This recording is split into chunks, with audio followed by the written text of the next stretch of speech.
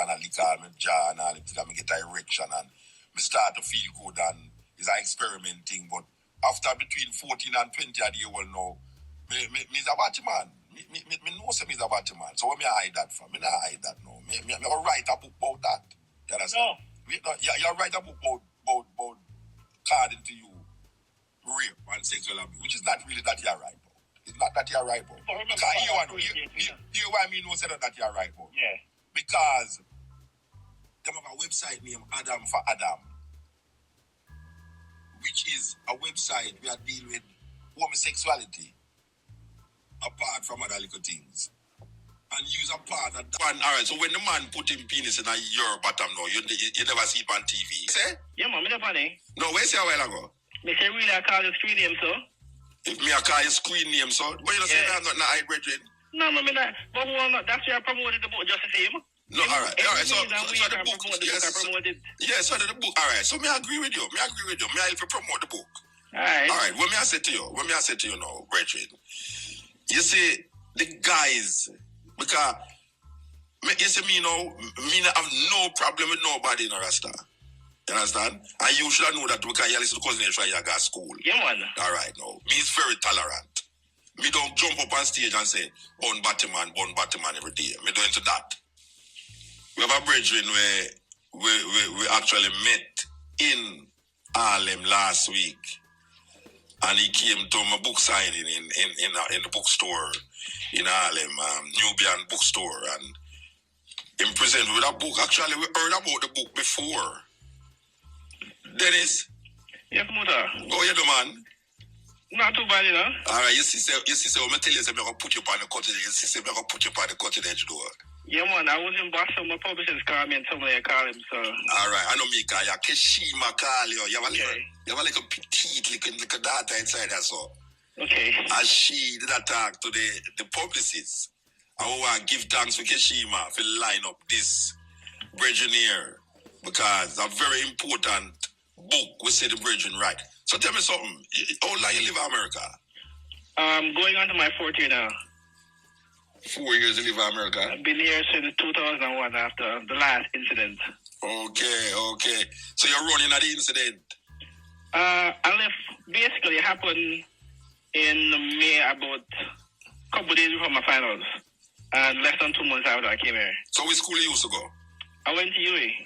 Oh, yeah, they tell me that. No, you didn't say that. So you got UA, yeah. So, yes. I've been back home once, but honestly, on a serious note, mentally, I just can't deal with it. I just cannot deal with Jamaican whole mindset towards the whole issue. And from a political standpoint... Which issue you talking about? The whole male rape issue. No, but we don't reach that so yet. Well, yeah, I understand, but it's just emotional. I'm just not ready to deal with Jamaica yet, so I'd rather just stay here. You rather stay in America? Yeah, man. All right, but we don't reach that so yet. We want to make the people them know what talk to me. Okay. All right, so you leave Jamaica and you reach in America now. You still go to school? No, man. I finished my first degree in the first year I was here. Oh, okay. I know failed because of what happened, so I came here and finished school. All right, so let me ask you a question now. You write a book. Who published the book? iUniverse. And what I do? Well, so far, I think for the past 2 weeks, I've been on the number 10 list for Barnes and Nobles. Barnes and Nobles. It's been going good on Amazon. Barnes and why I want to tell you so you talk about Amazon. We get a 5-star for Amazon for the book, the poetry book, you know. Cool, that's good. Yeah, we see some reviews start come up now. So it's Barnes and Nobles. We really want to get it in a still. So I need to talk to you half year a little more. All right. You understand? All right. So this brethren, you know, come to my attention. When him get up in the audience and him never get up still, him sit down. Or you never get up? No, man. I had my knee. I injured my knee last week, so I really couldn't set up too good. All right. So the brethren declares when he was in Jamaica, he used to listen to the Cutting Edge. And that was really a feel-good moment for I still, you know, I give thanks still, you know. As we say, give thanks. All right, the brethren, you have all publicists and we have to call your publicists. Hey, the man you big in a Rasta, we have to call him publicists. You know, like not to talk to your publicists, and now we just get to talk to you. And so we know say you're big still. So we don't know. You know, say you have a thing named Calabash in Jamaica. Yeah, man. So how come you not come read excerpts from your book? Well, actually, like this. Colin is actually my mentor. Colin Tanner. Because when I first decided I wanted to write a book, he was the first person I kind of spoke to. Yeah. And stuff. And when it came out, and he asked me if I wanted to come on, but I'm just not ready yet. Because he asked me if I wanted to do a calabash, knowing I know him. But I'm not ready yet. All right. Probably next year I may do it. Yes. But right now I'm just in that I'm not in that mindset to come home yet. All right. We're talking to a Virgin named O'Brien, Dennis O'Brien, author of a book named The Cries of Men. Voices of Jamaican men who have been raped and sexually abused. Now, this is a very sensitive topic. And one of the reasons maybe why the Virgin say him leave Jamaica. One of the reasons, you were sexually abused? Yeah, man. At 5'14", and I raped at 21. By who? The one at 5 was my neighbor. 14, my neighbor. And No, wait a second. Your neighbor raped you? Yeah, man. Man neighbor? Yeah, man. He was probably about 18, 19, and I was living in Auguston. Okay, all right. So at 5-year-old, this 19-year-old rape you? Yeah, man. And so what you do about it? You tell your mother? Well, then my mother wasn't living in Jamaica. I was with my grandmother. And grandma knew something happened, but it's probably just a whole cultural thing. Because of the whole stigma attached to male sexual abuse. It was just a secret between me and her. We never spoke about it. She died without we even saying anything about it. So what? Yeah. As years went by, she's always been in my life. She's always been concerned to make sure that I didn't rebel, and if I was angry or upset, she was always there to make sure that I didn't go out to do anything bad. So she knew that the issue was at hand, but probably she just didn't know how to deal with it. All right, so let me ask you a question. A 19-year-old, well, I call him a youth, a 19-year-old youth rape you at 5. You ever see that youth again? No, you never see him again? When I told my family about 2 years ago, they went hunting for him. You serious? Yeah, man, them go look for him and stuff, but you see, honestly, the book, the whole process of doing it, I had to relive those memories. And I had to forgive myself and forgive him in order to move on. Why say forgive yourself? What you mean? Because growing up all these days, I always felt it was my fault. Even though I was a child, I felt it was my fault to go in, my fault for not crying. All right, so explain to me this situation where arise where a 19-year-old could have raped a 5-year-old. Explain to me that situation. Well, all right, it's not really penetrating sex. It's actually oral, but still a rape nonetheless. I'm a minor. Yeah, well, a rape. Yeah. But I used to live in a... Where you say, no? Him suck you, you suck him. Which one of them are going this or no? Huh? Which one of them are going? Him a suck you or you a suck him? Which one of them are going? I'm doing the sucking. All right, so let me ask you a question. Yeah, tell me the situation will rise up now that could have taken place. All right, what happened was we live in a typical tenement setting, Auguston, and I think about 10 of us use the same shower. And I was passing the shower one evening, and it kind of like dragged me in. And honestly, at 5, it was the first time seeing a grown man penis. I was even taken aback to see pubic hair. And it was just so... You wonder where the ear at the body from? Yeah, man, because look like I'm Ed. It look like I'm Ed.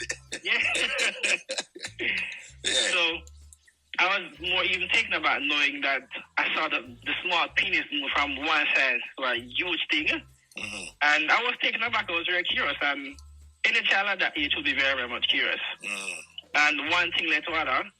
And I remember I'm using carbolic soap, and honestly, I refuse to use carbolic soap up to this day. No. You jump too fast, man. You say one thing lead to another. What one thing lead to which other? Where are right. He dragged me in the shower, and he was there with a carbolic soap. Yeah. And him soap him harder. Yeah. And him rub on his penis, and rub it until it get harder. Him get an erection. Yeah, man. Yeah. And it was just my innocent childhood mind just seeing the small thing move from one side to the next side. Yeah. I was just taken aback. Yeah. And the youth just forced me head on it and kind of, I wouldn't even know the same. So at 5-year-old now, so I'm coming at your mouth and all them something. Yeah, man. All right. So when him done, where you do? Well, all him doing push me out. And just tell him must go on. Yeah, man. You just push me out and lock the door, and that was it. 5-year-old? Yeah. So at 6-year-old now, you think back on it? It was always there, and not only there, but the taste. So when you realize that this thing is not supposed to happen, what age you realize that it's not supposed to happen? You see, probably about 10, somewhere thereabout. I think probably that was the point I realized that something really bad happened because I kept on having a lot of bad nightmares about it. And I used to read books in school. And my parents always gave me these books to read upon people and how it works. I did not understand the whole dynamics, why the penis move from one side to the next, which is called erection, and the whole pubic hair thing. And then I realized that I was taken advantage of. But you see, most times young kids, especially young boys, were abused by males. You assume that it's your fault. And you're gay or you're homosexual. All right, so why you feel... you don't talk about your family because you don't want to get beaten. Yeah, but at 10-year-old, why you feel say that it was at fault? At 10-year-old, why you feel say it was at fault? Why? It's just the whole cultural thing. It's the mere fact that it happened with a man.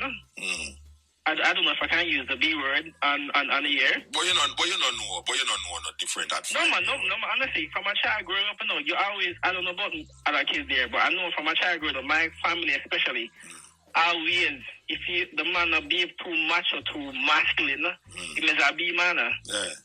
So it just is mindset and knowing that something happened with me and another man.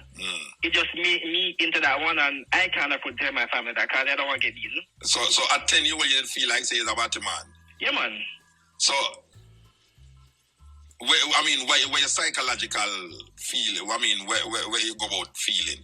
Your feelings say it's about a man, so you never deal with no woman. Your feelings say it's about a man, so you want the next man. Honestly, I never thought about it in terms of thinking about it. I just assumed I was, and as a matter of fact, I think I got baptized in church when I was about 10 or 9, somewhere there. Because I used to go to church every Saturday and pray.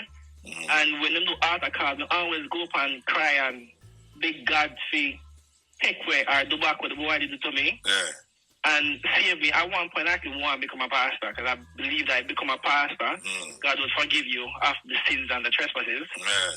But you realize these things don't work that way. So you actually feel say you did sin? I'd come in and sin against God. Okay. Because my grandmother would tell me, say, if a man go with a man, yeah, but you never reason that damnation. So after 11 years, you never reason it out and say, but wait there. We never have no control over that Rasta. No, honestly, never. You never think about it. Never even thought. Nowhere close to there. All right. So at the time when you have your first girlfriend now, will come over your mind now. It's not even first girlfriend. It's more for a crush thing. And I remember, my first sexual experience with a girl was at 10. Oh, your first sexual experience was with a girl at 10? Yeah, because I'd gone through puberty then. And I remember ejaculating and seeing the semen coming. Again? Yeah, man. And I ruined the girl. I hated her so much you never believe because it brought me back to that moment of seeing what happened to that boy. Wait there, you're serious? When you see a semen, you run the girl? Yeah, man. Because you well, I didn't beat her, but me lick her until I have to come out of the house, man. I was scared. At 10 years old, you have semen? Yeah, man. I started going through it from age 9. You're serious? Yeah, man. Why that time you could have breed her then? It's a lucky thing you run a Rasta because you could have breed over at 10 years old, you could have 10 year old semen. Yeah, man. I don't remember if me did have semen at 10. The time me did kind of feel aware, and I say, and now me realize the okra look, baby, now me I wonder why we never like okra. It's like when you have okra, the okra look away at the pot. But all right, let me ask you a question now. Yeah. All right. You have a girlfriend, and you say the first time you have a sexual experience with her, you run her because you see the semen. At what stage in your life now, I deal with a woman, you start to see images of this idea? I mean, apart from the 10-year-old thing, because we know say 10-year-old, you're still not flex, but no big level yet. But we are talking about at what big level of your life now, you start to have a woman and start to wonder if he's still if he's a homosexual, or I wonder if it is something where you want to deal with as a woman, with a woman. Age 20. Yeah, man. I had a girlfriend on campus, and I was really mad at her, honestly. All right, hold on, Bridget. Hold on. We're going to come back to it. This is Cutting Edge. This is not sex-wise.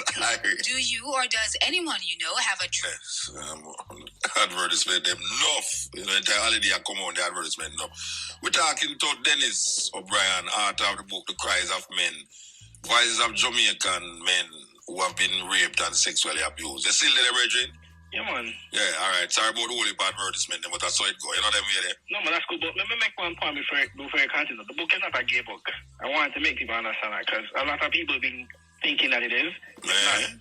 It has nothing to do with it. I never realized it's a gay book. I never check it as a gay book. But but some people just assume that once a man get raped, it's a B-man, and that's never the case. So if a man get killed, he's a killer. Well, you don't understand. No, we don't see it that way. But you may say no, Bridget. Yeah. All right. You leave Jamaica and you say you don't really want. Why? Because people brand you as homosexual, don't you? It's not a matter of brand. It's just at 21, I felt so ashamed knowing what happened, and knowing that I couldn't have done anything to protect myself, and knowing that going to a police couldn't have solved the problem, because based on Jamaican law, a man cannot be raped, which is so messed up. It is considered to be boogered or boogery, and in that case, I was never boogered. All right, so at 5... in that respect is when two consenting men come together. Yeah. But when it's forced, it cannot be boogery. Yeah. When them say it's boogery, when a man rapes, it's boogery. Yeah, man, and I had a huge confrontation with some police commissioner, and it was just ridiculous, honestly. Yeah, so that's why you leave? Yeah, man. All right, so let me ask you a question now. You say it's 2 times it happened. Yeah, man. All right, what age the next time it happened? The second one happened at 14. Well, you see, while growing up after that, I was a very rebellious child growing up, honestly. At 14? Yeah, man. This is like 9 years after? Yeah. All right, which part that happened now? Well, Grandma moved us from Kingston and brought us back to the country, and I was living a normal life. Everything was okay, going to school, grades good. Yeah. And as you never think on the past thing again at no, man, my mind was far away from the honestly. Get over that. Yeah, man. Yeah. Well, it's not a get over it, you just grow up and you just act as if it never happened again and you leave it there. Yeah. But I started living with my mother now. And I was just one of those rebellious kids that always question things that happen. And my mother really couldn't deal with it. And my mother is typically a Kingston ghetto girl, even though we live in the country. And her mindset and looking at life and mine was just on 2 different tangents, honestly. So when she said to do A, I will do Z, and she hit me, I always wanted to know why is I going to be in. And we just at odds with each other. Yeah. But in terms of the love and support, I was looking for an attention, because that's why most kids are rebellious, because they're seeking attention. And I was seeking some more attention. I wasn't getting it at home. And there was a neighbor who lived around the road. And it's just that he was one of those people I could sit and talk to and say anything I want to in terms of what I want to become in life, and anything emotion that was going on, I could sit and reason with the youth. And I think he was about 6 years old. No, man. 8 or 9 years older than I was. All right, so this is a 14-year-old youth that talked to now at 20. No, I was 14. Yeah, I talked to a 24-year-old man. Yeah. Yeah. And it just, on a regular, I always go to my house and I was talking to him about school, and he was saying, no, if the grades low, me help you. And my English was a bit bad, including the math. And my mother refused to pay the money to go to math class. I'm saying, no, no worry. Your mother can't pay for it. Just come on my house and you after school and I'll tutor you. So which country this are going? Westmoreland. In Westmoreland. Why you love the people in Westmoreland? We just big up some Sheffield people a while ago, you know. Yeah.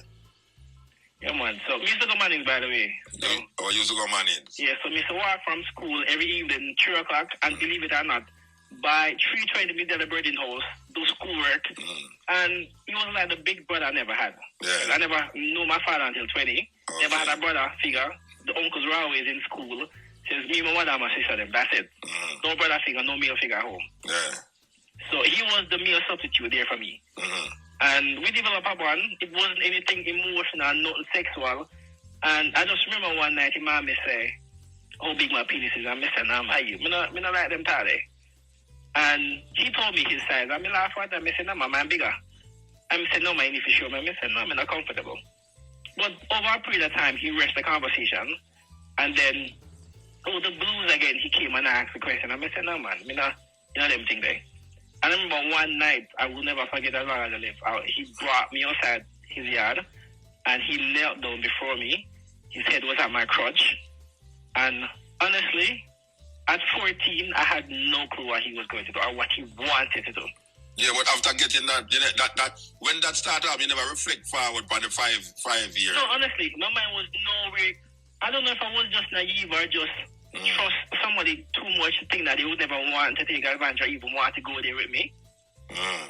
So, him say, you really don't know what you want to do. I say, no, my youth. And him say, me can't be say so. He say, innocent. I don't even know what you want.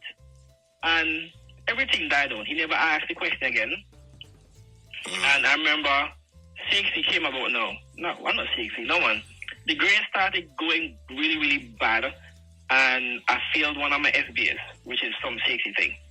And he ended up go to school, beg the teacher and ask her if she could give me a leeway and let me read the paper. And through his help, I got an A. And he said to me, say, he needs some payment. And honestly, you never had nothing for pay. I never had no money. I said to him, I remember I said to him the night when I told him I got the A. He said, anything I ask for, you will get it. Oh, you tell him that? You tell him that? Yeah, man. No, that's what I said to him. Anything I ask for, you will get it. But still, my mind was never anywhere close to where he was even thinking of even going. And he dragged me outside at night.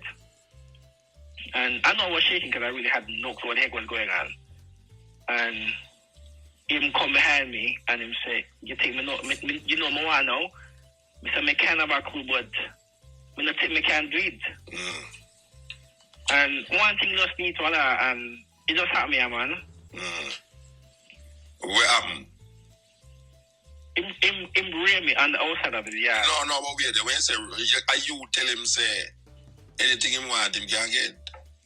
But, yeah, man, I tell him anything you want, he couldn't get. Yeah, then if you tell him, say, him want to have sex with you. But if you tell him, say, him want to have sex with you, you can't tell him, no, what you talking about? When we say anything, we don't mean that. But no, let me put in perspective now. You see, at that age, and my mindset, knowing that the person has always been there, and knowing you could have failed high school because but you're 14. School is the biggest thing for me. I hate to fail. And knowing that he was able to get me to the point from F to an A, obviously this man really had a lot of interest in me. And I said, you know what? I don't know if I want to do it. My mind was there at one point to say yes, but no. But it was a new experience to me at that age because I had no clue what the heck was going on. Sure, I had an erection. An erection because it was the touch I got from him why I had an erection. All right, let me ask you a question. Yeah. Because this kind of sound kind of funny, I know. A man look at you and say, well, I can help you with the homework. And him help you with the homework and you get an A. And you look at him and say, anything we want. But it's like a carpenter for me. My carpenter make a house for me and hurricane come and I say, why? Him say, no, him say, why? Me say, Bridget, he say, anything where you want from me, you can't get it, you know. Him not think, say, anything mean that. I mean, not think that.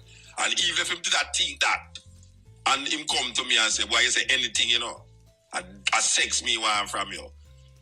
Me go lick him with 2 brick. Me go lick him with 2 brick, Rasta, because me I say, no, that can't involve in anything. When a man say anything don't mean he must come have sex with you. Yeah, man, you don't put anything with that. Yeah, but but when I say no, if a man come to you with that, you can just submit. So if you submit, so it means I don't rape him, rape you. No, man, you see rape. Yeah. You see, in the context of rape, you see, even initially the person said yes, and it continue. Even during the sexual act, the person said no, and you force it, and you hold them down. So him did hold you down? Yeah, man. Him hold you down? Sure, it was not aggressive, man. Wait, take me through the steps now. You go him house, right? Man. Yeah, when you go him house now, him suggest this thing to you. Yeah. And what you do after him suggest this thing to you? I said no, and we go outside, I want to attack, and him drag me, I want to go dark corner of the yard. And you are 14-year-old? Yeah, man. And him drag you, I'm at 22? Yeah. Yeah. and him drive more corner, but you know what I need for you to understand, there was always this great level of trust, you know. Yeah, but even when him drag you still trust him. Yeah, man. Where if he said, look for, when it was a night, if I look for bow weave, like, where am I look for? No, sir, that you firefly. Firefly, am I look for? You don't think, so when him drag you, where you think? Where you not think nothing? Honestly, I know what's shaking, eh? Yeah, but if you had shake, that means there's something in here, say something will go wrong. Yeah, man. And there's a fear there knowing that something was going to happen. But there was all this curiosity in me. I've always been a curious child growing up. Alright, so you're curious. Alright, so I'm going to dry in a bush and you're curious as to what I'm going to do. If you're going to chop, why you don't think I'm going to chop off your neck, Rasta? No, man, I never had no knife. It no matter, I'm going to have the knife in the bush. No, sir. Alright, so you cross out chop off neck then? Yeah, man, they cross out any death, any killing. But you never cross out sex? No. You never cross out sex? No, man, because my mind never did say it. Even though Mr. Tim, no, me never think him not really want to do it, honestly. Alright, so when him dry in the bush, where you do? Where him do? Where him say to you? Him come behind me and, well, and I saw him make crash, but him not rub up his body upon my back, on the bottom. And what you do after that? What you do when him do that? Me just in deep space. I don't know what to do, honestly, because me couldn't scream out. The neighbor them are like here. No, me not talking about scream. Wait there. Him tie up your hand? No. Him tie up your foot? No. Alright. So him a rub up him body upon your back and you just stand up there and make him a rub it up, so? Me not understand that. Me never did it on. Me just stand up stiff. And you not run? No. So when you trust again. Alright, Bridget. Wait. Yeah, but it's a trust now. Trust is one, but action is another. Alright. Me could go through this thing, as a youth, right? I mean, now that you think back on it, just think back on it now. A man catch you in a bush, him not tie you up, you just stand up there as a youth, and him take out him body and rub up on your back. And you not move, you not say nothing. And your penis get stiff too. What kind of mindset you in a now when you look back on that? You feel it was, you see, because to me now, I mean, to be honest with you now, it not sound like rape to me.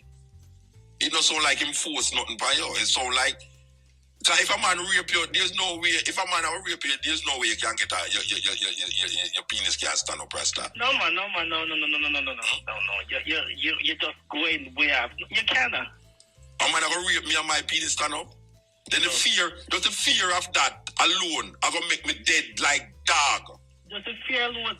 Yeah. You know that when the prostate is stimulated, when they go into a doctor checkup to test a prostate, when he push that thing up your anus there, there's a possibility that you will have an erection. No, I'm not talking about that. I'm talking about fear. You see, if a man hold a gun for you, there's no way a man could have hold a gun for me and my penis stand up, But you see, there's no way a woman, wait there. There's no way a woman could have hold a gun for me and say, watch out, sex me and my penis stand up, Because just the idea of the gun, there's a fear that adrenaline was supposed to, that blood was supposed to rush when I'm a penis and make it get hard and thing. There's no way. I mean, me not understand it still, because it's really understand me, I try to understand it from you. No, man, I try to understand. Yeah, so me I say now, how can a man, if you not in the mindset of relating to this thing, how can a man not tie up?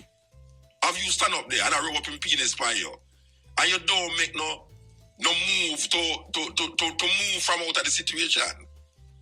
No, sir, I just never see myself even screaming or crying because I really didn't want to get the attention on neighbor. I even his sister who was inside the house. So when him rub up in penis by your bottom, him push him penis in your bottom? No, man, that never happened. No way, man. I say no. No, so when you stand up there and him rub up penis by your bottom, what happened? What you had to them time there? Me stand up. Me lean up on the wall. Yeah. Facing the wall, and he was actually using his tongue to play in my ears, which it just give at 14. Trust me, honestly, any 14-year-old boy know. Any touch, whether from a man, a woman, or a baby, once it feels sexual, you go and get a hard on. Yeah, but how can a man or woman get sexual? You feel sexual if you don't have that sexual, things inside of you? Muta, when it comes on arousal, it has nothing to do with gender. It's all about a touch and a feel. No, man. No, Bridget. Well, I don't know. People look at wait, stick up in now. You have to talk about yourself, but you can't talk about I'm not for you. Bridget, a man can't touch me. I mean, I talk for the whole world, Me, I talk, that's why I say you have to talk for yourself. A man could have never touched me. And I would stand up. I just saw simple, plain and raw. Well, I couldn't. Honestly, I can't answer that question. I don't know why it's not got any reaction. Yeah, but me, I tell you something. Yeah, but me, I tell you something now. Because if a man no tie you up, and a man a rubbing penis by your back, and a play with your tongue when I'm neck, there's no way on earth a man could have do that to me, and me get sexually aroused, Because all me I look for though is either run as a 14-year-old youth, or look for 2 brick. Simple. So me I say now, if a man hold you that way there and you don't move at all, I am seeing psychologically that there's something that is saying to you that is part of this thing. This is something that is happening here. There's a part of you because you are now sexually aroused. You are sexually aroused. If you're not a part of it, I didn't even know that question yet. So no, all right, when on-site now then, as a youth now, on-site now, how much year old you is now? 25. All right, a 25-year-old man now, looking back at it, would you say that, when me I say, have something to do with it, or you say, boy, right now, you still hold the same position that you did trust him so much, and even when man run up in penis by your back, you never take it no way, and him a lick your ears with him, and this is a man I do this, and you now move. You see, on a serious note, the curiosity was always there. The curiosity. Yeah, man, no pun intended, was always there. The homosexual curiosity. Yeah, man, but let me make a point. And probably you may not support and I may not. You see, having a homosexual sexual experience in a man, it doesn't make you gay. No, me never say it's just a sex. Yeah, but me know say you have homosexuals who never have a sexual experience yet. Sure. Alright, so me not talk about good. The man with it. No, when me understand these things in our brethren, but when me I said it's you, me I try to understand. Me I try to understand where we could have motivate a youth more than say he has this urge inside of him. And now you say now that it's experiment. Yeah, because experiment can make you do enough things. You can dig a hole in the ground and put your penis in it, and I go on like say it's something, but it's really hole. You know, young. We used to play dolly house and I need house bottom. Me used to play dolly house and me come home as my father. My first sexual experience was on the house bottom with a little girl because we are play dolly house and I need the house bottom. You understand? And father and pick me and the dolly and all them thing there. We just underneath the house bottom. So what me I say now, if a man at 14-year-old, if a man come to me and don't tie me up, right? And me don't move, but only to experience this thing. I am saying now that after looking back at it, this experience now, the urge of that experience is not still with you. It's not still with you. Let me ask that question. Yeah, man. May I ask you a question? The homosexual urge me I talk about now. Oh, that part, yeah, man. At 25-year-old me I talk. Yeah, man, it's there. Yeah, then why you say it's something I experiment then? Why? No, but at that age, come on, man. You don't define sexuality. Me not talk about that age. Me I talk about now. Oh no? No, me I talk about brethren. No, man. Well. No, me right now, it will be an experiment at my age. That's why me I say no. So in other words, now at 25, you see yourself as a bisexual, homosexual, or a heterosexual. Well, I'm not in the labels now, honestly, because... No, I never say that you're a man or a woman. It's simple label, man. No, man, I'm a man. Yeah, so then a label that, brethren. Man or woman is label. Gender, that's all. Yeah, so me I ask you now. Watch it don't matter to me, brethren. It don't matter to me whether you is homosexual, lesbian, heterosexual, whatever. Me just ask you now, at 25, after having these two sexual experience with men, with two men, one at 5, one at 14, at 25-year-old now, this feeling that you have of experimenting, is it still an experiment or, qualify yourself in relationship to those experiences. In other words, are you homosexual or are you bisexual? Because you say you did have a girlfriend when you did 10. Yeah. You have a girlfriend now. No, man. So I mean, say he's a homosexual then? I'm a single, free, and disengaged. To who? To me? No, man, no, man. You're single, free, and disengaged. But you engaged and if you ask double up with a man? With a man, yes. That means, all right, that me ask you, Bridget, you don't have to go around the bush because you write the book, Are you write the book out of me? The reason why me say this important for doing it is because I see, Mark, voices of Jamaican men who have been raped and sexually abused. It's just something I feel a bit uncomfortable labels because... No, but you can't feel uncomfortable if you write something. Or you write the thing in a Rasta. Or you're going to feel uncomfortable. I write it and I know what I write and I know what I'm doing currently. Yeah, but me now going to persecute. Watch out, me now going to persecute you, No, man, but... Yeah, me call you on the radio. Right? And me call you for come on this program, So me never call you now if you come execute you. We just want to talk about this book where you write. So now, we're getting to the bottom, with no pun intended. We're getting to the bottom of this thing, right? Yeah. All right. I am talking about you now as a 25-year-old man. As after being, you said the first time was rape. I could have recognized the first time as rape. The 5-year-old time, yeah. I could have recognized that as rape. Because now, like a 5-year-old youth, a soccer man penis, him at a 19-year-old, that is but the second time now is the time when me recognize that this is not sexually abuse and this is not rape. This is something that maybe innately, even though your claim says experiment, but innately, this is a road to be trod. Which now you come now and you validate it and say, yeah, this is the road you trod. You are an homosexual. Why could I was a bisexual? But I did ask you that and you never answer. I said, you're not homosexual, bisexual, or heterosexual. That's what I did ask you. And I never said, I could have said anything. I said, but I asked if you have a girlfriend, I say you're free, single, and disengaged. Yeah, so, man, but you come on the man side, still be free. There's no man. That means you go with women too. Yeah, man. So you go with women and you go with men. Yeah, man. All right, so you're a bisexual. Yeah, man. All right, so the argument about sexually abuse then is not really true then. No, man, yes. Because at 5-year-old, no matter what in the book. 14, come on, that's a minor. No, man, wait. Listen to me now. Is you write the book, Me I go off with the book I write, where in the book, Yeah. All right. 14-year-old, when me I do when me are 14? Me there a party, I look pum. You understand? I tell you up front, when me a 14-year-old, me I go a party, and any little girl in the party when me feel say me like. Me don't want to like her to me like how she dress.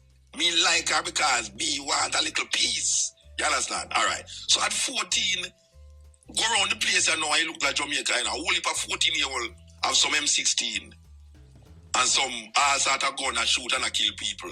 Go around the place now you find that most of the little party then when you go about the place is some 14-year-old and 14-year-old and even a your age group because me almost twice your age. At 14-year-old youth right now is youth where, trust me, know what is happening and what is not happening. So at your 14-year-old to me is no excuse if I say, but me a 14-year-old, me underage and a 20-year-old man come abuse me. Me not see that as abuse, brethren, because that is the road taken. That is the road you trod. You trod this bisexual road to write a book now. And it almost come like you write the book now if you say, because you want to be a bisexual in Jamaica is not conducive to your kind of lifestyle, so you have to take it in the America. No, sir. Then that's why you leave Jamaica. No, sir. Because you're going to find yourself either feeling guilty, or feeling threatened. But if I'm not feeling guilty, I'm feeling threatened. If I were to stay home, I'd be living a lie to myself. What lie? They don't put a whole heap of homosexual down here. I will be bisexual down here. Me I listen to program where you say why him is totally bisexual and him knowing him want boys. So you know I know why you don't feel uncomfortable. You have gay bars in Jamaica. No, sir, me just never feel uncomfortable. Me never feel comfortable, honestly. Yeah, but why you never feel comfortable? You feel threatened. Well, probably. And it's not only the whole threatening thing. It's the whole fact I lose in the family, which I did to an extent after I told him. And it's kind of hard when you have that emotional support group as a child and you tell them, say, you know what, this is who I am. All right. You lose it. Yeah, well, we know a little daughter with CSO2, which very big poet sister. But even me, I said to you know, the book said cries of men. The cries of Jamaican men who have been raped. You don't really cry out because you get raped and sexually abused. You cry out because you don't feel comfortable in your bisexual mindset. No, man. You see, sure, about 80% of the book is about me and how I've journeyed. Well, obviously, yeah. And come to grips that I am who I am currently. That is all that I've done. But it's a compilation of other young men who have met up while living in Jamaica. No, but when I said the book is not about abuse. The book is about feeling comfortable in a society that is homophobic. You don't feel comfortable in a homophobic society. So you're not really cry out because you get raped and sexually abused. You cry out because, watch a man, me is a batty man. Me is a bisexual in a Jamaica. And me not feel comfortable because every day me get up and hear mother sing tune about bun batty man, bun this, bun that, and batty man for dead and all them something there. So me feel uncomfortable. No, Muta. You see, the last point you just make a while ago about the singing thing. That never fazed me, you know. Well, no, it doesn't faze me because it's like, I know the most of them used to sing them bun tune. Them are the same to me, I do. All right. So you used to do it with them? You used to do it with them? Me? Yeah. No, man. Me and my friend, them would do it with them. And I couldn't do it, honestly. You can't bun me and then we go sleep together. No. Wait there. Well, what I say, right? You have friend who sleep with some of the DJ them who are talking about bun. You interview on that book too. You interview one of the book. I'm not reach a part of the book yet. You call him name like? No, man, we couldn't call him name. All right, well, but suppose me read it, we find out who. Well, you probably figured out, honestly. All right, hold on. You won't say much about that. Tell me half here. This is Cutting Edge and I refer. Become a certified massage therapist in 10. I'm Dennis O'Brien, author about the cries of men, voice of Jamaican men who have seen, who have been raped and sexually abused. When you used to do homework at university, you used to listen to Cutting Edge? Yeah, man. You used to listen to it, don't it? I remember at 12 o'clock, it's been a while I haven't heard even the beginning when I started playing the anthem. And I was sitting beside my publicist a while and I said, boy, remember the high school days when we feel old, but I'm young still. Yeah, let me ask you a question because may I summarize, the book is not about crying out for men who were raped and sexually abused. The book is not about that. The book is really about crying out for men who are homosexual and bisexual who get a raw deal in a homophobic Jamaican society. No, man. You don't feel say that's a good summary of the book? No, man. You see, whether or not, the first point is, there's always this notion that once a male is sexually abused, he's automatically gay. And sure, that's the side effects of it. It allows these young boys to become sexually confused in terms of sexual identity. No, but sometimes they tend to want to believe that they must have had some homosexual tendencies to them, why it happened. Yeah. So the guilt comes on them, and they sometimes force themselves to become. So that is what happened to you? That is what happened to you? Well, honestly, from my perspective, it was more me wanting to get answers because I was going to therapy while I was going to UE. Yeah. And I started meeting people. No, what may I say is that you say a man who gets sexually abused by a man, him tend to feel him as a homosexual. Yeah, man. Yeah, so what may I say now? It robs you of your manliness, you know, because when a man rape on a man and you can't defend yourself, you don't feel like a man no more. Yeah, but the second time, the sexual experience, the second time I deal with, is the time that I deal with now, you know. The second time when you stand up. I remember when I approached my friend when I wrote that part of the book, them said, then He said, Dennis, you know what? You never get raped, though. You never get raped. But that's not rape. rape. You just never like and nobody hear about it at all. But you never get raped, brethren. But I said the same thing, you never get raped. You stand up there and enjoy. No, you see, we need to move from the mindset assuming that rape has to be in a very graphic. Yeah, but that's why name rape is aggression. Rape is aggression, you know. Sure. It's power play around the thing. I say, no, if you feel respect for a man and you stand up, the man now hold you down, the man now tie you up, you could have run, you know, but you don't run. But according to you, you want to experiment. All right. So if you, in your mind, I feel like, say, wait, I don't really like so we are going to really happen. And him put him penis by you, say, but I really like so we are going to do next. And him start to lick up your ears. And yes, that's not real, brethren. That's so, you are carry yourself to an experience. By seduction. No, I don't see, man, I don't seduction, man. Hear what you said to me, Hear what you said to me. You say that you is inquisitive. You want to find out things. So this experience is part of finding out something. That is what you said to me originally. Yeah. So it couldn't be rape if you stand up there and try use yourself as a guinea pig. I don't rape that. You use yourself as a guinea pig for yourself. You try experience something to say, what is this thing? And you experience a thing. So it's not that a rape. No, man, the whole promise is the mere fact that sure, my mindset was there to entertain it, to go along with what's going on. Yeah, that's not rape, Richard. No, man, the mere fact that we continue to rape that, man. The mere fact that you continue and say that you are trying to figure out what happened. No, the mere fact that he continued when I said no. Yeah, but you say, it's you, so matter what way you say, you say that your inquisitive mind wanted to find out what would happen. Sure.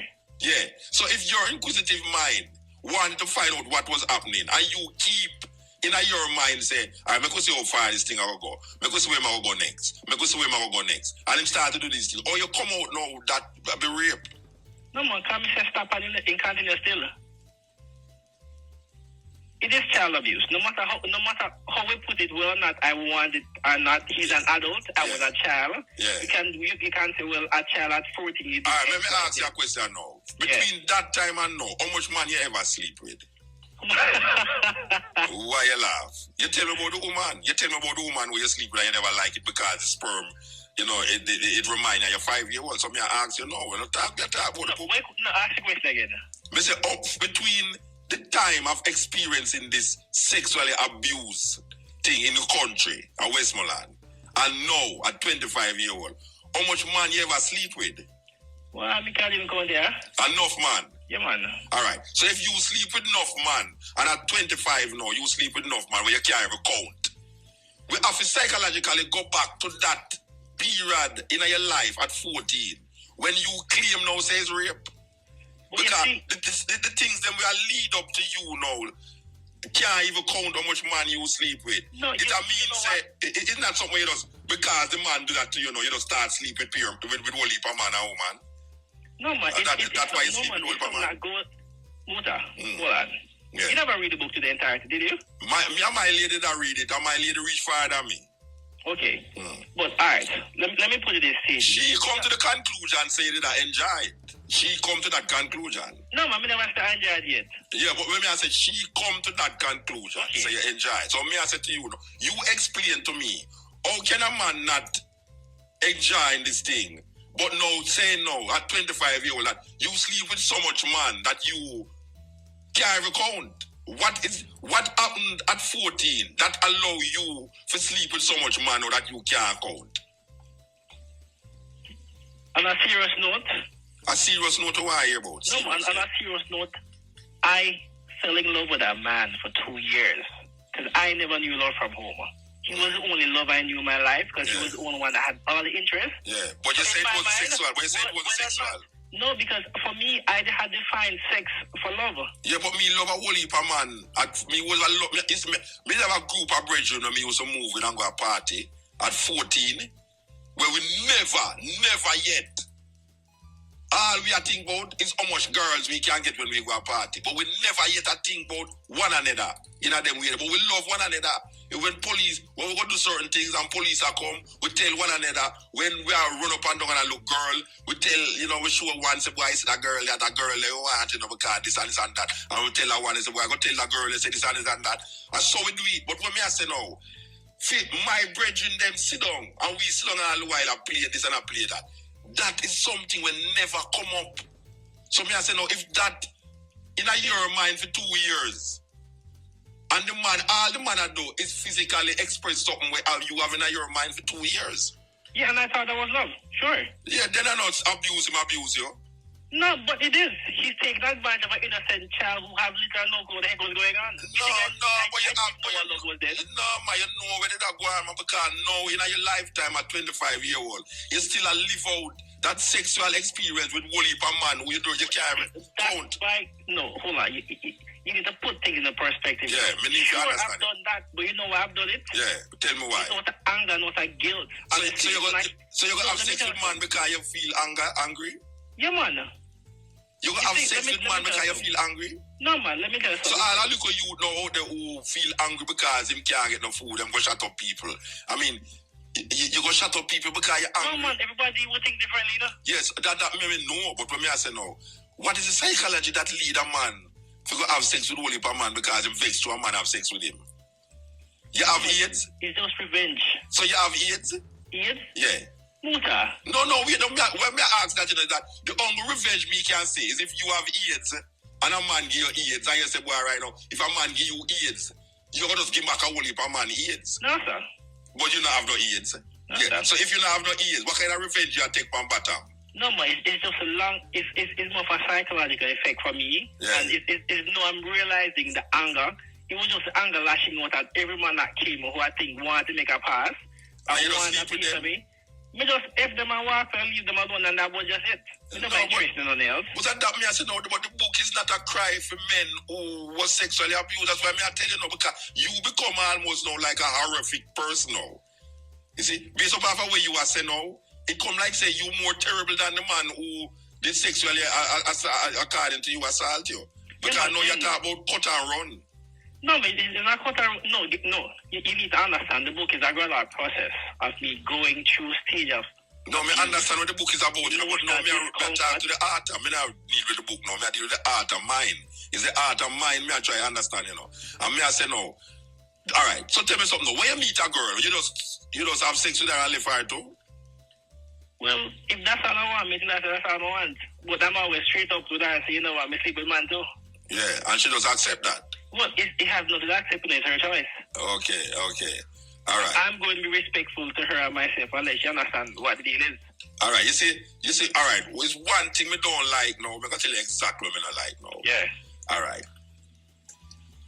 Just reading the title of the book, it gives someone the impression that this is a person that was so abused in her life, right? That is now speaking for men who is also abused in them life and need some form of therapy in them life. What I am hearing from you and what was concluded from before I come on the program between my lady reading the book more than me is that this is a brethren who is asking for a certain amount of tolerance with his sexual preferences.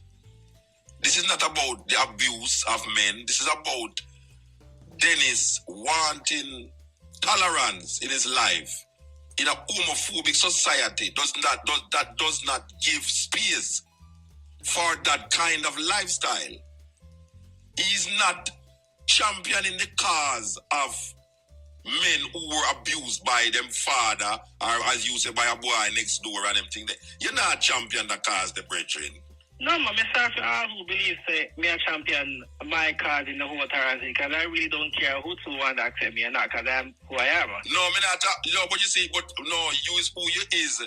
But no, you write a book claiming a kind of authority upon the idea of abuse, and now saying, release the other men them from this abuse. Yes. I've interviewed over 300 Jamaican men who have been sexually abused. Yeah, and what? And whether or not they want, whether or not they were in similar situation as myself where they were curious to do it or not, the mere fact is that a child at 14, at 16, at 10 or 9, when an adult is going to have sex, whether or not the child wants it or not, it is still abuse. Yeah, and you said 14 and at 14 years old you was abused. Yeah, man. Whether or not I want that, but you didn't have it in your mind all the while. But sure, but whether...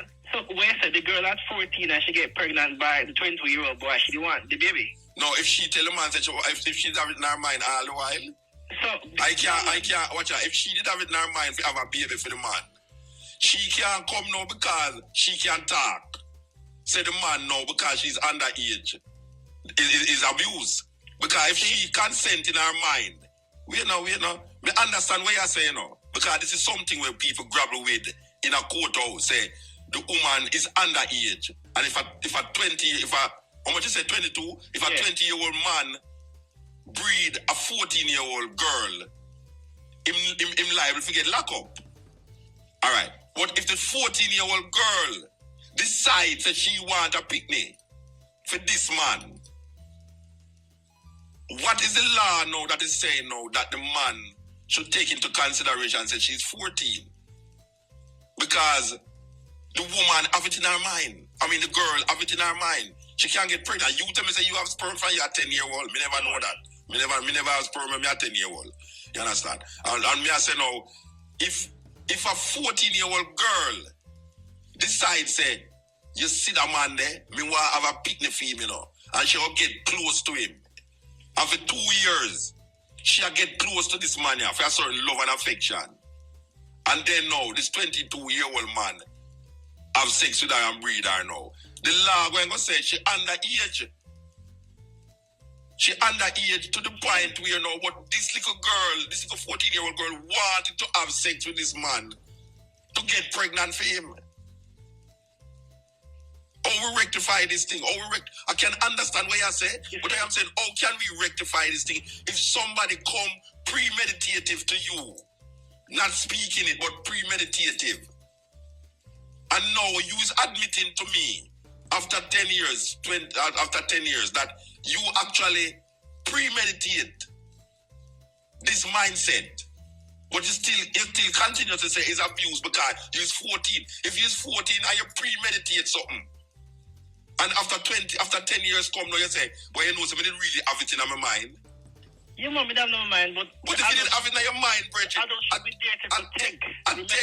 10 years, you take for no say you have this in your mind till now you lay down with so much man that you can't even count how much man you sleep with. Let me tell you something. You see that experience alone, that experience brought me through guilt, depression. But no, you don't feel guilty. But you don't feel guilty now. I did exam drunk. When you sleep with a man now, you don't feel guilty. Guilty? No, man. Don't make me feel guilty. You love it. I'm who I am. Yeah, that me I said no, but you was who you was from 14. No, but you see, Mota, let me know you understand something. You see, if it was too young, see how justified. Yeah. 2 young kids messing around and playing and fooling around. Yeah, like me and my little girlfriend and I need those butter. Yeah, man. Yeah. And we may have this whole mindset, say, most time we just little boy and little girl. Enough time the two boys them mess around with each other and the two male cousins mess around with each other. And it's just a mess around thing. And it don't mean them will become homosexual. No, definitely not. Yeah. Because I know many of my friends. Yeah, you have homosexual experience, but you're not homosexual. Yeah, I understand that. But you are saying that you are. Oh yes, I am. And I am saying to you. I am no. Because of the abuse. No. Because of the abuse. You see, no, it has nothing to do with the abuse. You know, that me I said to you, Bridget, it have nothing to do with the abuse. And that me I said to you. I was still abused nonetheless. No, I never say you wasn't abused. I am saying to you, what you are today, you is claiming has nothing to do with the abuse. But you write a book about the abuse of men, and you crying out for men. How can you cry out for men when your motivation is not because of the abuse? No, man, but it's not because of abuse. Why you motivate to this? I'm not trying to justify the act. I don't care about that. I don't care what you want to think about that. Most man who shoot up people not care. Him not care. So most homosexual right now, him not care if a man want ball out fire for Batman. Him not care. Him is who him is, and him not business how much Batman. You know why? No, hold on. You see, when we hear them say fire for bone, we not work, and we know so when he come off our stage, we know man get with the dance done. So we don't need to worry. Yeah, all right. So we leave that alone now. Yeah, me understand what you say. But when me I say no, you see, you is not a advocate for sexually abused men. You is not one of them. You only write a book for make it sound that way, but you is not advocating against the abuse of young men in Jamaica. That 12-year-old boy got raped by that 24-year-old boy in Elizabeth. You know how hurtful that was for me to deal with? Oh, you mean hurtful for you? It hurtful for me. It hurtful for me. For me to know that. And not hurtful for me. Not only if I even got raped, but knowing how the authorities treat like a kid. Yes. Come on, man. Yeah, no, me not say no to that, Bridget. Me agree with you. Me agree with what you say, you know. But it's not that me talk about. Me talk about you who write this book in the pretense that you are fighting a cause for men who were sexually abused. That is what you claim to be doing with this book. And I am saying to you, non-apologetically, that this book is not standing up for the cause of men in Jamaica who is sexually abused. You are trying to put across your way of life as a bisexual. You're trying to put across your way of life and standing up for men who are like you in the Jamaican society. That is what the book is all about. No, sir. What do you mean, no, sir? No, man. It's a journey. So you separate yourself from the book? No, man, we can't separate. It's a partner whole. Yeah, then that's why we come to the conclusion. We come to the conclusion and say, watch ya, here is a youth to write a book. Because I'm really upset how the Jamaican society treat him film type. So I'm going to write a book now. But I'm going to claim say the book is advocating justice for sexually abused men in Jamaica, which is not that he might deal with. He might talk about justice for homosexuals and bisexuals in Jamaica. That is what really I deal with. It not deal with no abuse for children and no abuse for and no rape for children, Rasta. It not deal with that. And not that you deal with. So it's almost like your guys the thing. No man. Let me ask you a question. You know the website with name Adam and Adam? Adam for Adam? Yeah. Yeah, man. You up on our website there. Me there on it? Rude boy. If me there on it? Yeah, you there on it. You know there on it? Yeah, man. What, man? Rude boy Jamaica. Yeah, man. Yeah. You will come and feed them some water? Eh? Yeah, man. What you say? Yeah, man. Me there on it? No, what you say a while ago? Me say really I call the screen name, so? If me I call your screen name, so? But you don't say that not hide, Bridget. No, me not. But that's why I promoted the book just the same. No, all right. So the book, yes. So the book, all right. So me agree with you. Me I help you promote the book. All right. All right. What me I say to you now, Bridget? You see, the guys, because you see me now, me not have no problem with nobody in a Rasta. You understand? And you should know that because you listen to Cousin Edge you got school. Yeah, man. All right, now. Me is very tolerant. Me don't jump up on stage and say, born Batman every day. Me don't into that. You understand? Because just like you, me feel say, and even though you know personally, but me feel say a whole heap of them we are ball out about Batman. I was seeing childhood abuse problem. Yeah, man. With them try screen over with the whole heap of shout out. You understand? All right. So me understand all of that. You see? All right. No. If the man come, if you come now, I mean, give the opportunity for talk about the book, you know. Because I mean, I say, my lady, I read the book, I will come to the conclusion of the book, I deal with already. But me just want to hear it from you. All right. If you come now and say cries of Jamaican men and you get the impression like, well, me get raped when me have 5, me suck a man dick wood when me have 5-year-old and sperm in my mouth and them thing there and come again at 14-year-old and a man rub up a penis by my back and a lick all my jaw and all them thing and me get an erection and me start to feel good and it's an experiment thing. But after between 14 and 20-year-old now, me is a batty man. Me know say me is a batty man. So what me hide that for? Me not hide that now. Me write a book about that.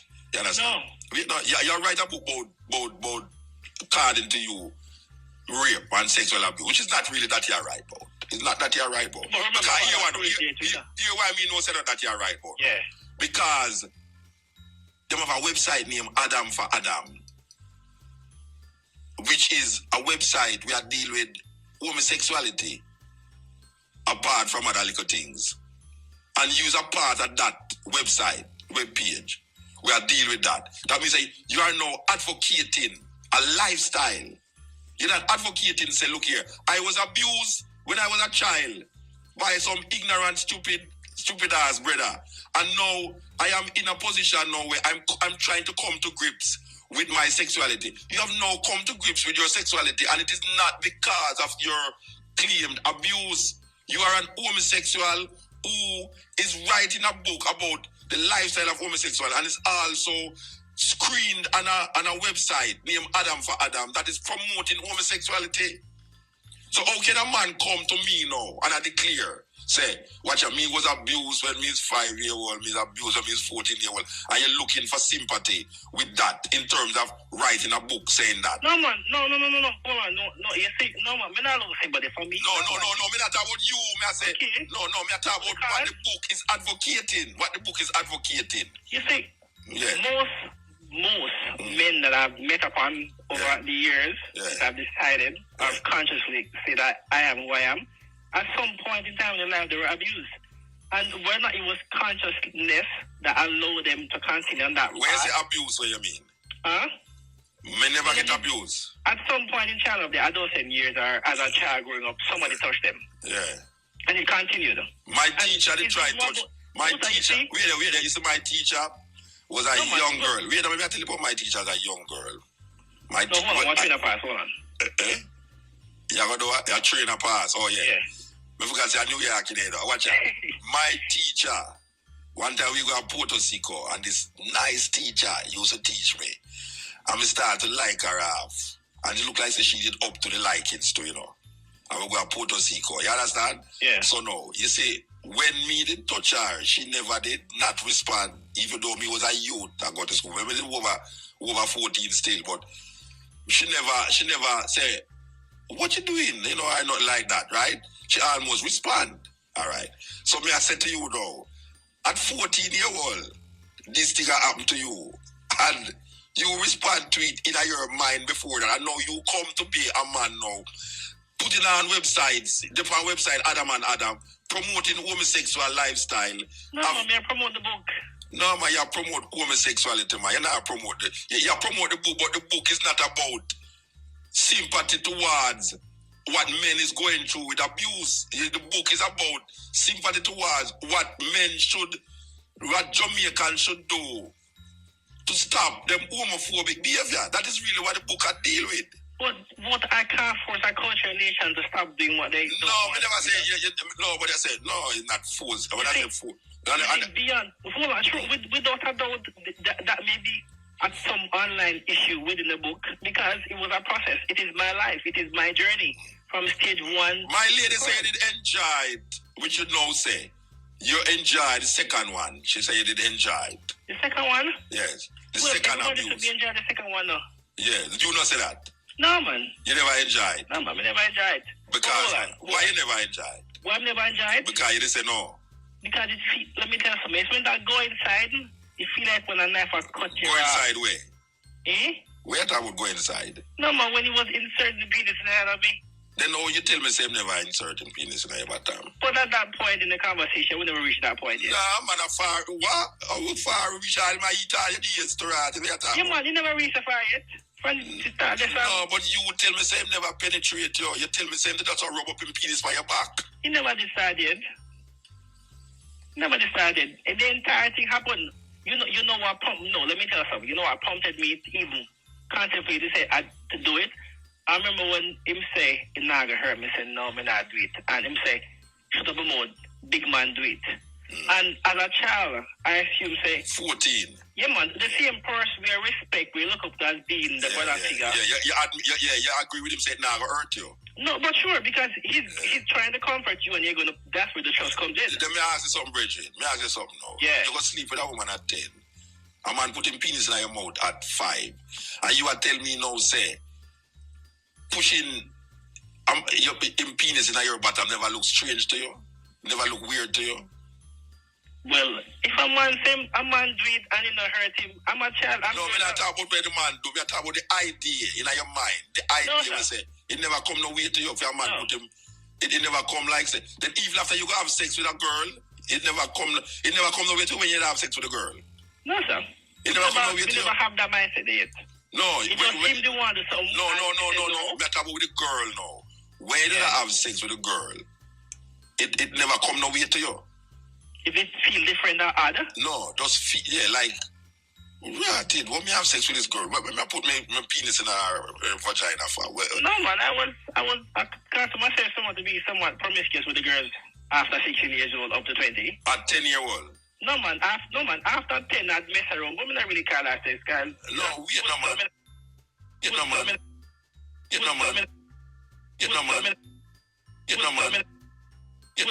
And that's it. No, wait now. Make it go slow, man.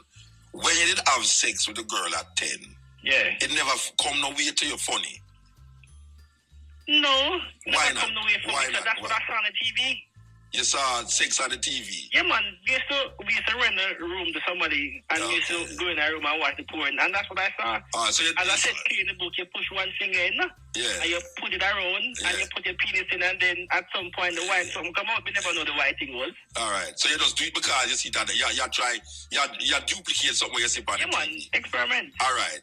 So so when the man put his penis in your bottom now, you never see it on TV? No. So which way you see that? You never see it, no way. I even tell me some man do it and it's right, so we must take it. Wait there. Hold on, this is a cutting edge. Hold on. You're kind of weird to me, though, you know. Well... Yeah, you know why you're weird to me? Because you're not straight. You're not straight. When I say straight, I don't mean, sexual-wise. I mean... Yeah. Your ideas, your mindset... you're not straight. That's why I say the book come like it's not real in terms of where it's supposed to stand for. It's not real. When I say to you now, you have sex with a little girl and you say you see it on TV. Cause it never come no really way to all you do is try and mimic what you see on the TV. Yeah. But now a man have sex with you. You never see that nowhere up on TV, but you never see it as weird. The act itself?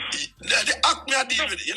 No, I understand what you're trying to say. Yeah, so you never see it as weird. You never see it as weird. As weird as anything. But you say you didn't have it in your mind. Muta, you never mentioned the comfort zone that the man put me in. Yeah. You said to me, say, man do it and nothing wrong for do it. No, but me talk about you say you didn't have it in your mind for 2 years. Oh, sure. Yeah, then our 13-year-old youth have that in their mind for 2 years. Why?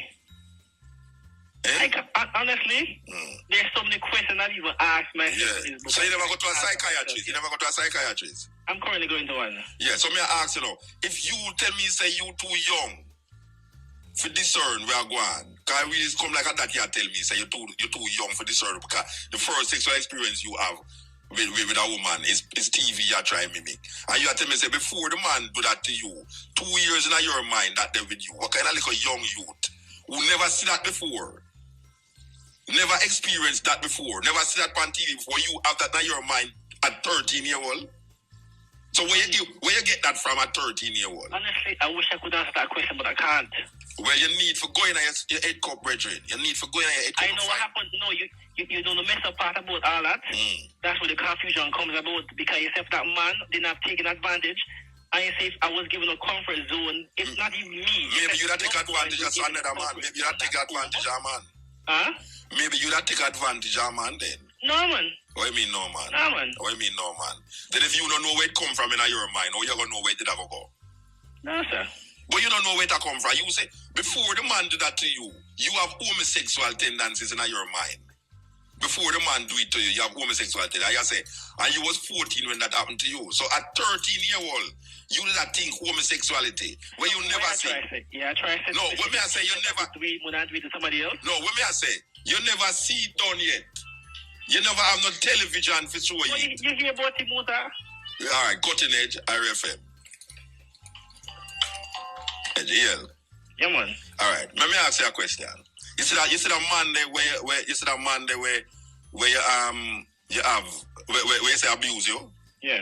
How much time him abuse you? How much time I abuse? How much time him abuse you? I can't even count because it happened over a period of 2 years. So for 2 years him abuse you? Yeah, man. More than 10 times? Yeah, man. Ben Brethren, no, this is serious shit now. I mean, it get really serious. I know. It should. No, you know why it get serious? Why? Because it's not abuse then. It's about 2 years.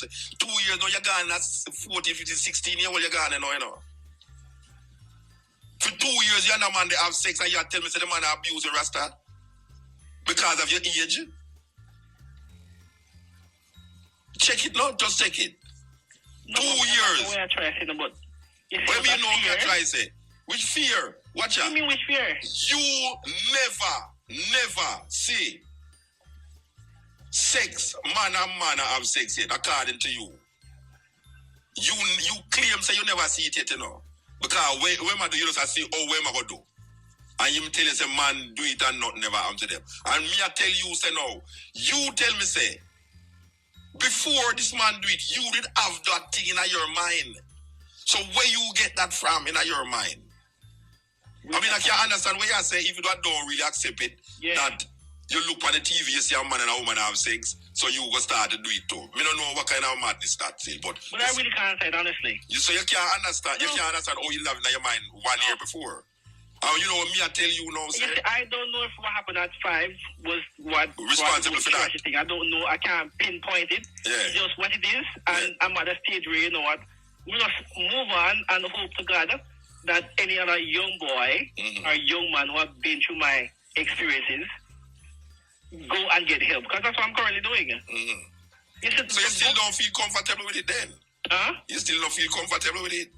No, honestly. You don't feel comfortable being a homosexual? No, sir. We do it. I won't deny it, and I will do it again. I won't deny that either. But every time you feel uncomfortable. But you see, I've come to the understanding that right now in my life, I'm not with a man for sex. It goes way beyond that. It has nothing to do with penetrative sex. Wait, have to do it.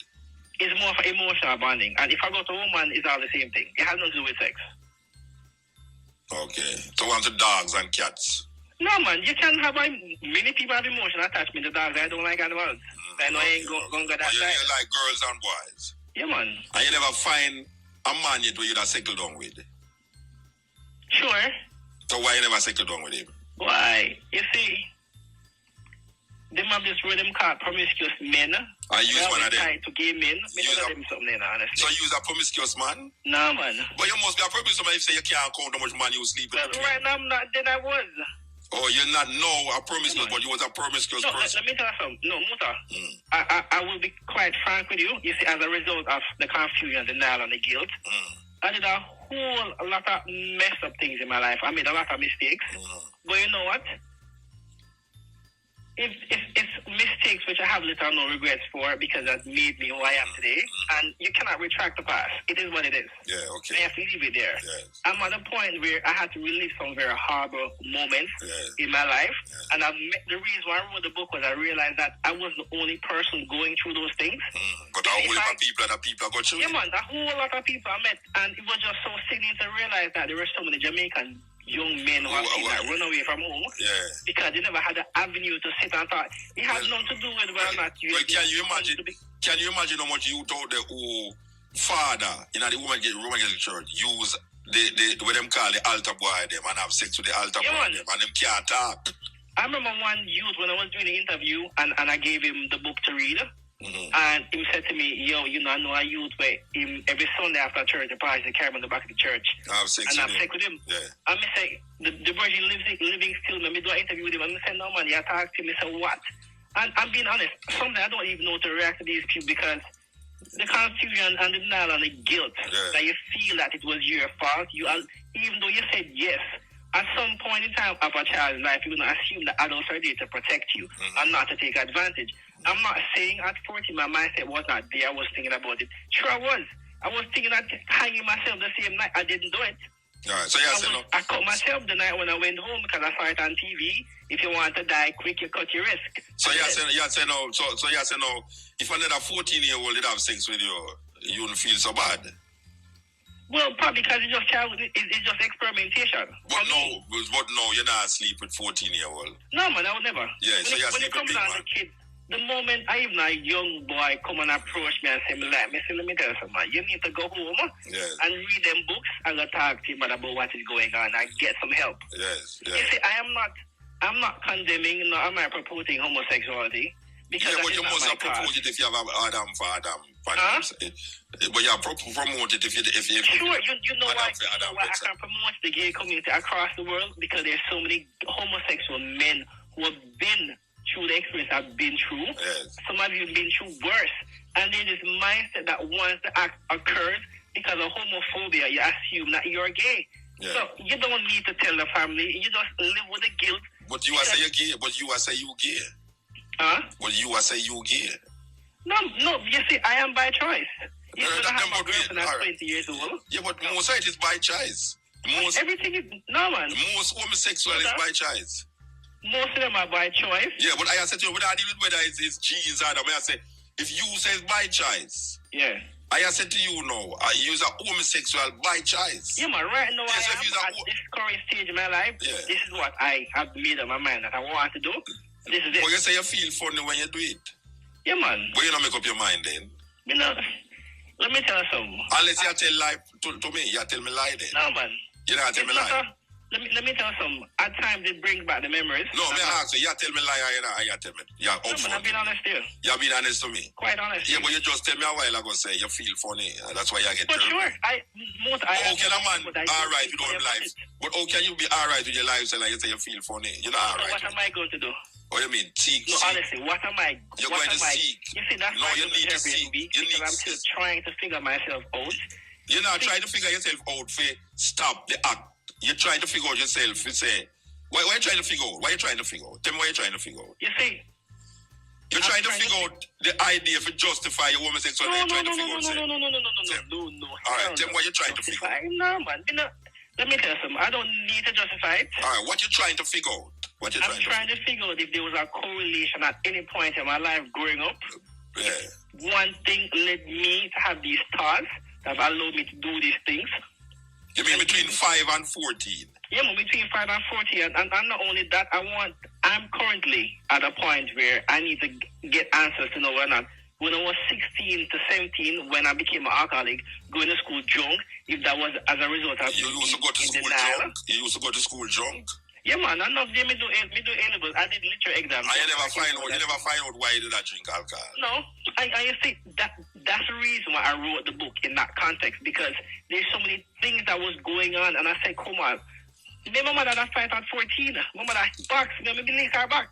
I mean, we had a fist fight in front of the other. Yeah. And I was always a quiet. And you was 14. Sure, I was rebellious. And you was 14. Without a doubt. Me used to answer back. But I was never rude. And you was 14. I would always read the yard and do all the work, and all of a sudden, your boy at 14 fight you, lick your back. Yeah. And my mother's here to ask me the question. So you know what you did I do then? Huh? You know what you did I do? Yeah, man, because you know what I believe. Because how much year your mother was? How much year your mother was? Huh? How much year your mother was? My father was about in her 30s. And your mother abused you at 14?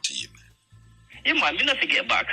Yeah, that me I say your mother abused you at 14. I never to get it back. So but no, you have the sense enough to lick her back. Yeah. Yeah. And that is the anger coming. That's the anger lashing out at her. No, listen to what me I say. Listen, follow what me I say now. Yeah. You're 14. Yeah. And your mother is 30 and she abused you. Yeah. And you as a 14-year-old have the sense to react to something negative, which is for box her back. Eh? Yeah, man. Alright, but at 14, a man take him penis and rub on your back. But because the man, you can't find at the man, which obviously you can't find at your mother too. But you can't find at the man to the point where now you continue taking that abuse for the next 2 years. But your mother who backs you, you never continue to take that abuse. No, man, that was going on for years. They reached that point where I built up anger. I said, no, man, I couldn't continue. See, and you box your mother back. Look what I said to you. Me don't know what you do with the man. Because you continue to have sex with the man. Sure, I did. Yeah, but why you bringing this abuse thing to it then? Why you bring abuse in it? But not tell me say boy right now. If a man say no, you're supposed to say no. If a man say no, well, I obviously understand no mean no. Yeah, man, no mean no. But if no mean no, and then tomorrow you continue again. You can't say no mean no. After 2 years, you continue and say no mean no. What the hell you telling me about then? If you tell me no, if a girl I tell you no, and you say no, and she come back the next day, and you say no. What is the purpose of keep saying no, and you keep coming back to do the same thing that you say no about? Because the third time you never say no. You see, and the fourth time you never say no. You see, I said to myself, it's the first time you say no. Searching for answers. Yeah. That's why I say no, the psychiatrist part of it, which is very important. Searching for answers. The answer that you are search for is where you are claim say is not that you are search for. No, because you don't feel comfortable. You don't feel comfortable, and you admit say you don't feel comfortable. So if you didn't feel say something right, you do. I wouldn't want to say right neither. If you didn't feel good about what you is doing, you wouldn't assert for your answer that within your uncomfortable space. You're searching for your answer if it don't make you feel comfortable in something that you're supposed to feel comfortable with. Because obviously you don't feel comfortable sleeping with men. So why you saying you don't care? You don't care. Well, I don't care what I say, I'm not care. You care. You care about it because you say you feel uncomfortable. You still do it because because you used to do it. But you feel uncomfortable. The reason why you're going to search for this help is because you feel uncomfortable. So something is... I cannot say it is wrong and I can't say it is right. No, when I say wrong and right, no, I see uncomfortable. Let me tell you something. You see, when I wrote the book, when I sat down to actually write it, I was actually in the 14-year-old mindset still for a good period of the book writing because it robbed me. And when I say it robbed me of my teenage years because I felt that what this man was doing to me, it was his way of showing love to me, knowing all the help that he offered to me. So where you saw this? It's not a matter of seeing motor. But you tell me, it's an emotion. But you tell me, say your sexual experience. Was that thing because I saw it on the TV, but that homosexual experience that I had at 14, I saw it nowhere. Yes. Yeah, I know you didn't see it anywhere. That's what I'm saying to you. So you had this experience for 2 years with this individual man. Yeah, man, and you know what happened after 2 years? You know why it broke off? It broke off at the ending of high school when I passed all the 60s. And I said to him, because he had a girlfriend at the same time, and I said to him, I say, so we're going to be together forever. And the man said to me, no, it can't happen. And you know, shattered I felt at So you get jealous? You get jealous? It's not matter. I know the girlfriend was always there because I had more time with him than her. Because I felt that I was in love. I remember when I used to go, even though I had at underage, at 14. Yeah, man. And you say 14-year-old, it kind of weird. You know that sound like age is just a number. It's so like age is just a number to me. Yeah, man, it is. Eh? But you see, so it almost sounds to me like at 14, you did have more sense than the man who was 22. Why? Me don't know, you know. You know, honestly, I know I was a bit mature for my age, without a doubt. Because 22-year-old, I don't really. I mean. No, man. I mean, some things. I'm 25. We can't say pretty soon, honestly, because I haven't lived life yet. My daughter. Learning process, nonetheless. When my daughter at 9-year-old, me and her have some conversation, and me used to have with her some conversation where people say, "Why she brighty? She brighty? Oh, she's so bright." And we should get all them things from for say, and she just confound a whole heap of people with her reasoning them. Even, you know, if you hear something could pick me now, 7-year-old, me don't know like a 7-year-old youth man, Rasta youth. Look here how much elder him sit down with, man. When he start to reason Rasta at 7-year-old, you know. Film reason them at 7, come like a 20-year-old Rasta, where experience enough things. Alright. So when I say 7-year-old is not something ridiculous for really a 15-year-old, 20-year-old come abuse him. It's not something wrong. When I say, at 14-year-old brethren, you have a relationship with a man who you claim say abuse you in the beginning. In the beginning, him abuse you, but you continue with the relationship with him. Why did you? And you know what? No. Let me say this. It's so odd because I remember when I was writing that entire chapter, I said to myself, why on God's earth, the person who committed this heinous act was the same person I went back to a couple of days afterwards to ask him questions about what he did, why he did it. And you know what he turned and said to me? What? he said to please the man, you know, we may go make you do me back. And no, honestly. And you know what? I'm going to tell you something, Reggie. Yeah. That's no different from an heterosexual relationship. It is? No, it's no different. Because what you know, a man abuse a woman, but the woman come back to the man to find comfort from the abuse. You understand? Because man will box on him girlfriend, you know. And when he box on him woman, and she ball, and she say, I'm going to kill you, and I'm going to do you this, and I'm going to do you that. He said, tomorrow, she'll cook him breakfast, and the two of them go in bed again and have sex and all these things. Yeah. So, the same person who you look, who lick you down, you know, is the same person you got to know for relieve the lick down. And she says, oh, I'm sorry, I never really mean to do it, and, you know, say, sometimes I get ignorant and all that. So, is the same position reach you? I'm sure, because he did apologize, and I'm being honest, he did apologize. He apologized at the point where he said, you know what? There's nothing on God's earth you ask for that I wouldn't give to you. And the same thing you would tell him. Today, come back to bite me. And the same thing you would tell him. Same thing I said in Terry Macron and said me the same thing. Yeah. And for some odd reason, I wanted to say something to somebody, even a pastor at church or somebody. You never say it. The whole stigma that is attached to it. We never want them coming batty man, because you're not batty man. No. Yeah. I know consciously what I was doing. Yes, what? No, then at that point I knew consciously what I was doing, but I was so much denial of what was going on. No, but why you say it was not batty man? Why you say it was not batty man? No, man, I never say. Honestly, it was just more of an emotional thing for me, because things at home was right, and he was my only escape route from getting the nagging. So you say no, it's a breakdown of the family that caused you to reach that level. Well, I won't say as a result of the abuse with your mother. I mean, your mother beat your backside back. Your father never did. Because me never know my. Me don't remember having a good conversation with my father. Trust me. I remember big about my father is that me to stand up over him coffin and then pass me over the coffin. Some little old time idea where old people have to pass them son over the coffin and then pass me over the coffin. I have a picture still now when me say no. Me can't tell you a conversation when me have with my father. What if you say, boy, right now, Daddy, tell me something. Why breeze blow or why grass grow? Me never have a conversation with him yet. All me do, me see him come there with my mother and go and gone. And me know him work at Jamaica Public Service. Him used to climb light posts and all that. Me don't know nothing about my father. All right, you see my mother now? Me and my mother move and go through thick and thin. And my mother beat me.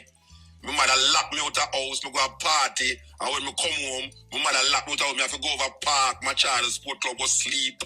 And me come home, she sorry for me. I say, Lord, you know, she tell her friend, them say, you know, say, I'm not so bad after all. But why, you know, time to do them things that with them, me sorry, you understand? But me love my mother, you know, Rasta. Me love my mother like more than how Jesus love God.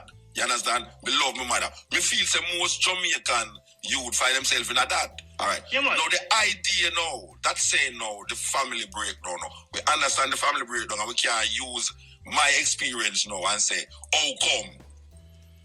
Oh, why you did have to do that then? When me, they did at the same position with you, family-wise. I mean, never gonna do that.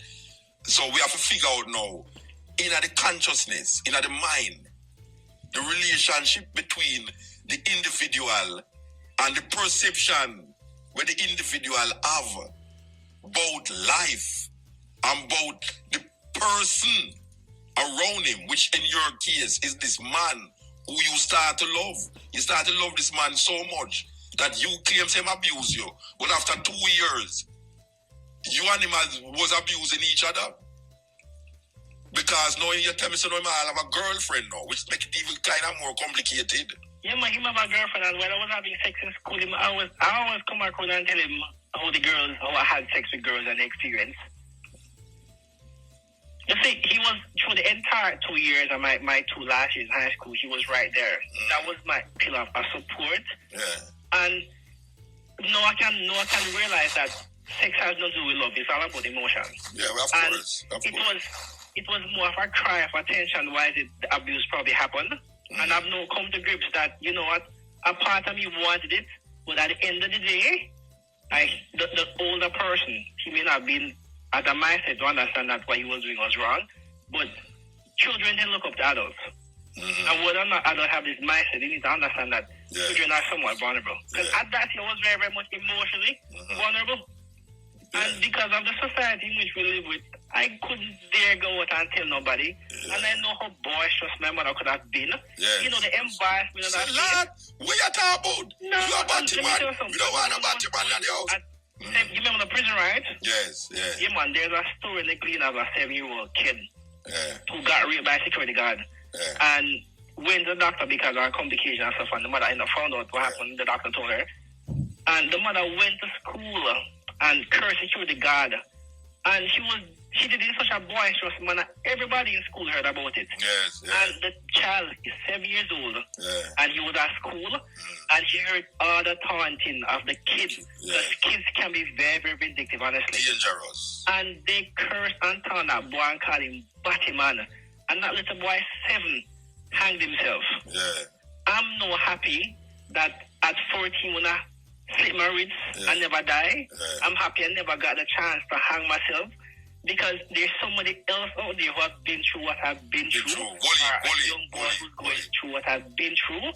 And by mothers, grandparents, or just people in general, reading the journey of my life, they probably can see themselves or see a son, a nephew, or a brother going through my same issues. Well, like I said to the eye and people who are listening to we know who have family, me, you know, say, if you have a child and the child, you find out that the child is a bisexual or homosexual, that is the time now when the child need you, really.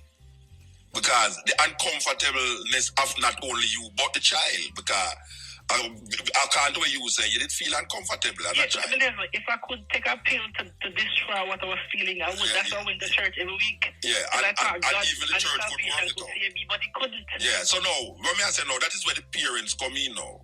You see, you can't run your child because you find out, say, your child sexual preference is not where you grew up to believe or accept. And not only that, Musa, when a boy child go to the parent and say, Mommy, Mama, come down the road, pushing peace on my mouth, or pushing peace on my bottom. Take it serious. No, tell him say my lie. I'm not beating. Take it serious. Take it very, very seriously. Of course. And at that stage, you need to let that boy get that is why, honestly. All right, that is why I say no, that a whole heap of ones who become homosexual because of some childhood experience. Sure. Yeah, all right. So we are said to the man now, as a one who is going through this stage in life where you say you feel uncomfortable. You ever look on a man and in the same eye you look on a woman? Yeah, man, enough time. Or you ever think on a man and the same you think on a woman? Enough time. What is the feel? What is the reaction where you have? The both of them just come right there and you go to the bottom and that's the point. I don't even know how to explain it. You're the best of both. Something, all right. Why? Honestly, I don't know how to put it. If it's a bit